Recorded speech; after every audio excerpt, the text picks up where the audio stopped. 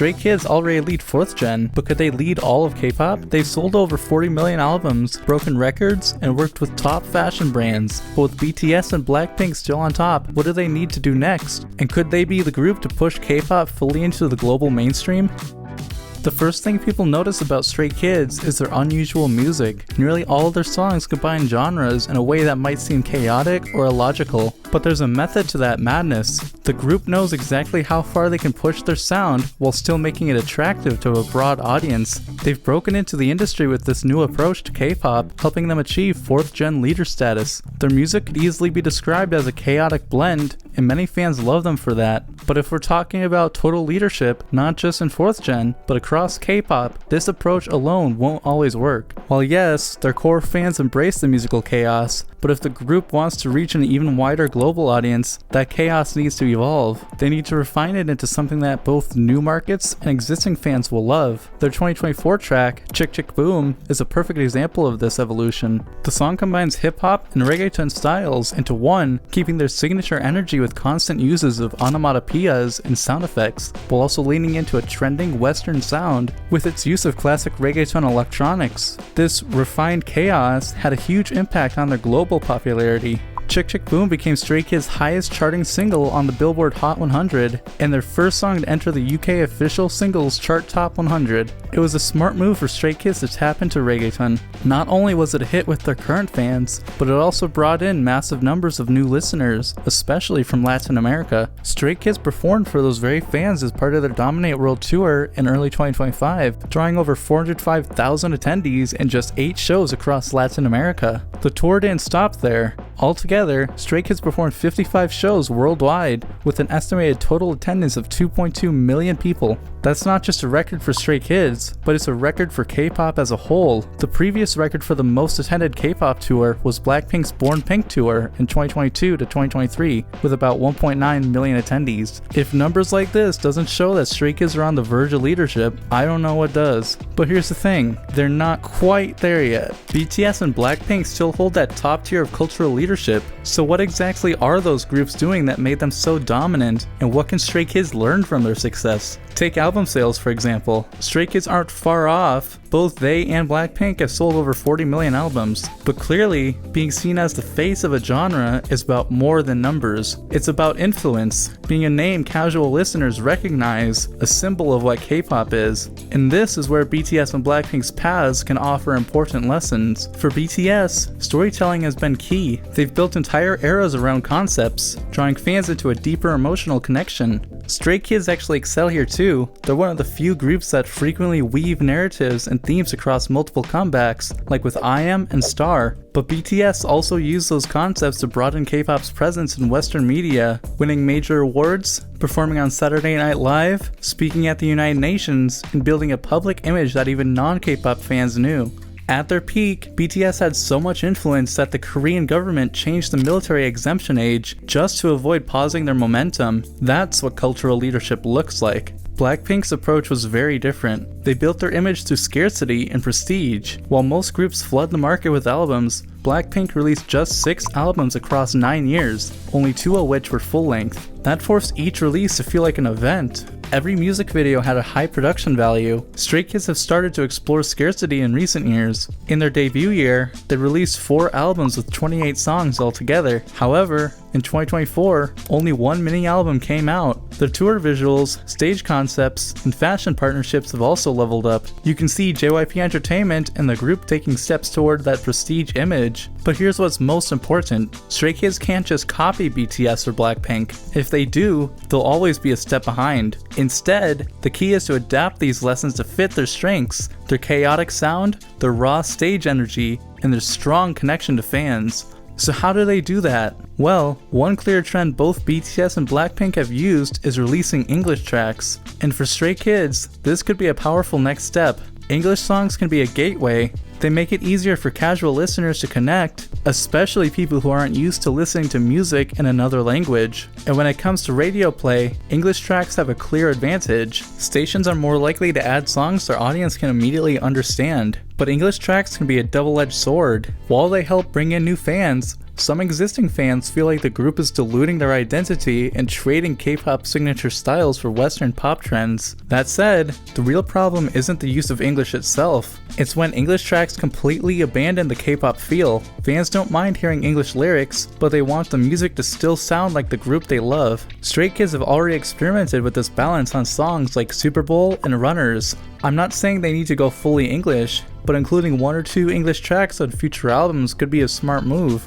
It gives them a bridge to new audiences while staying true to their sound. And here's where Stray Kids have an even bigger opportunity. BTS and BLACKPINK cracked open the door to international markets, but Stray Kids could be the ones to fully step through. They already have 2 fluent English speakers in the group, and their aggressive, experimental side isn't far from the kind of hip-hop and hybrid sounds that are popular in the West right now. Another smart move would be more collaborations with Western artists. We've seen this work well for BTS and BLACKPINK, think Halsey, Latto, and Bruno Mars. These partnerships don't just combine fan bases, they also legitimize K-pop in new markets. Of course, not every collab guarantees a hit. The best ones feel natural, where both sides genuinely like each other, and the song isn't just a business move. Stray Kids have only done one real Western collab so far, with Charlie Puth on Lose My Breath. Unfortunately, it didn't get as much traction as it could have. Charlie didn't promote the track heavily on his end, unlike his much more hyped collaboration with Jungkook. If both sides had pushed it equally, it could have made a bigger splash internationally.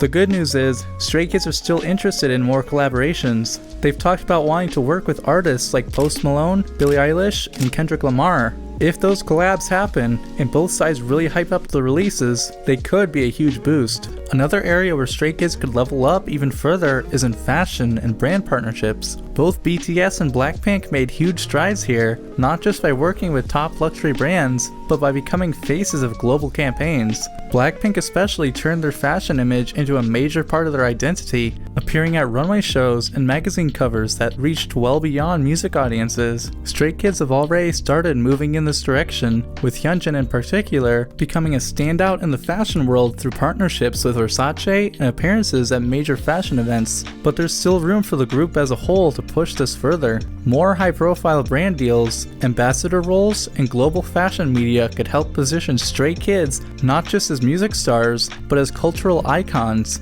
which is exactly the kind of broad public image that genre leaders tend to have.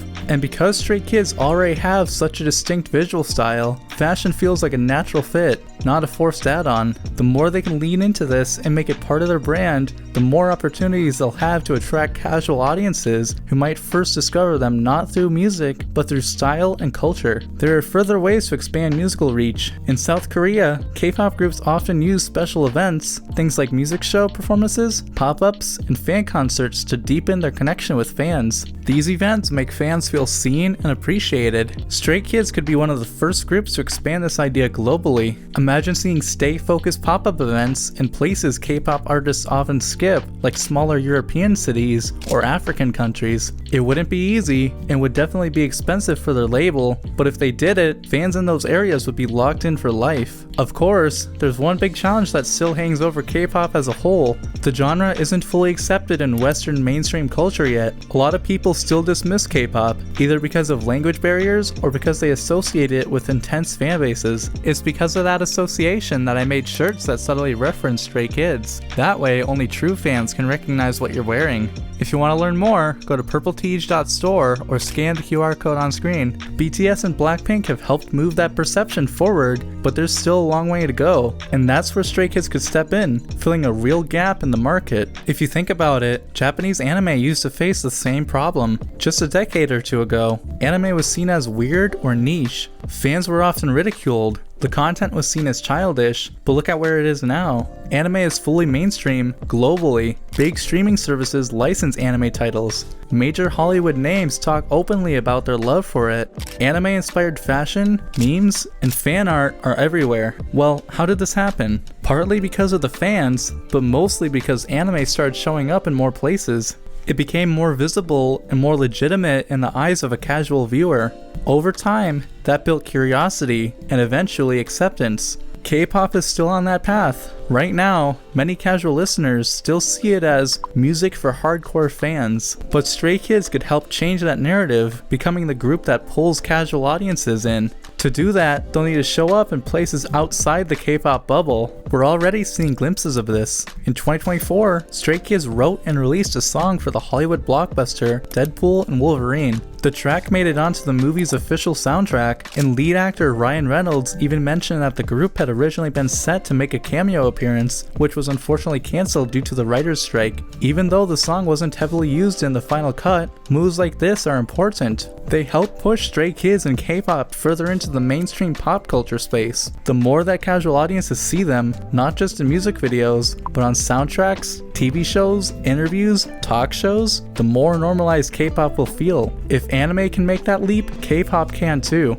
And with their energy, style, and global fan base, Stray Kids are one of the best positioned groups to lead that change. But of course, it's not guaranteed. Even with all this potential, there are still a few things that could hold Stray Kids back from truly taking that top spot. First, pacing matters. In their early years, Stray Kids released music at absurd speeds, and while that helped build momentum, it also risks oversaturation. If they fall back into that pattern without letting each release feel like an event, they could lose the sense of anticipation that groups like BTS and BLACKPINK mastered. The second piece is their touring strategy. The Dominate World Tour was a massive success, but if the group and their label push too hard to immediately top it, they risk burning out not just the members, but also the fan base. Part of what keeps the fans excited is knowing when to take a break. Additionally, their authenticity is key when expanding globally. As I mentioned earlier, collaborating with Western artists or releasing English tracks only works when it feels natural. If Stray Kids lean too far into trying to please international markets and sacrifice their unique sound, they could alienate some of their core fans.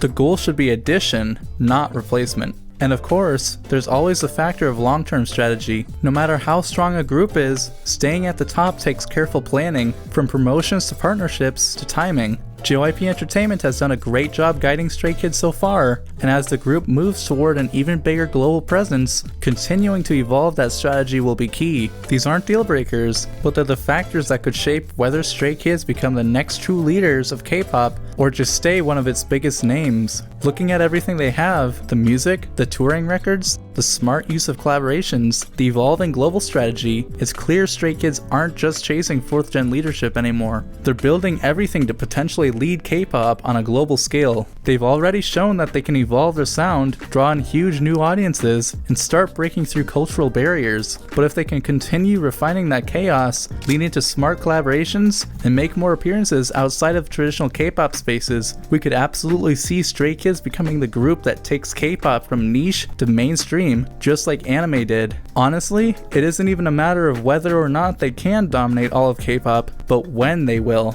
If you're curious how Stray Kids became the leaders of 4th gen, you can click the video on screen. Thanks for watching. Bye bye bye bye bye bye bye bye bye.